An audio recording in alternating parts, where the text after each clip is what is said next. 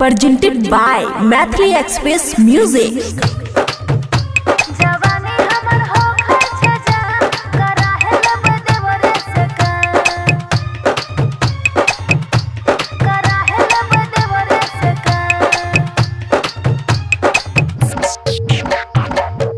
खुशी recording studio बलुआहा।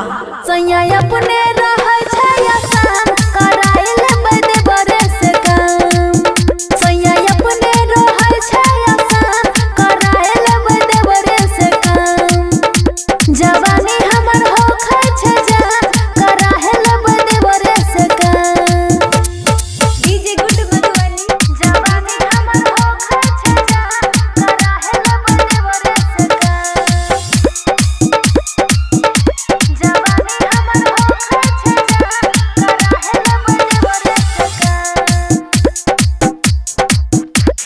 छोरी के आबसैया काम तू काज हो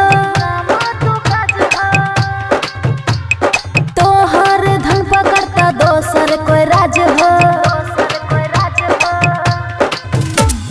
छोरी के आबसैया तू काम काज हो तोहर धन पकड़ता दोसर कोई राज हो। इहे लागै छै करता ने मान हमर जवानी होखै छै जान।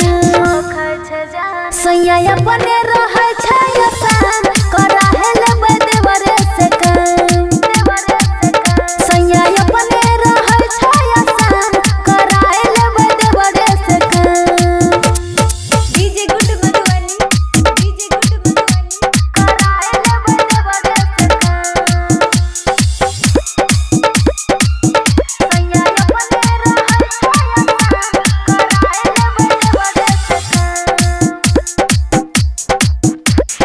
करो न सैया तू इतना डर हो खल जाय छा बहुत अनर हो। करो न सैया तू इतना डर हो खल जाय छा बहुत अनर हो। राइटर रूपेश दीपक प्रणाम होय छै जवानी हमर जान। सैया अपने रहै छै आसान कराइले बदे बरस काम। सैया अपने रहै छै आसान कराइले बदे बरस काम। खुशी रिकॉर्डिंग स्टूडियो बलुआहा।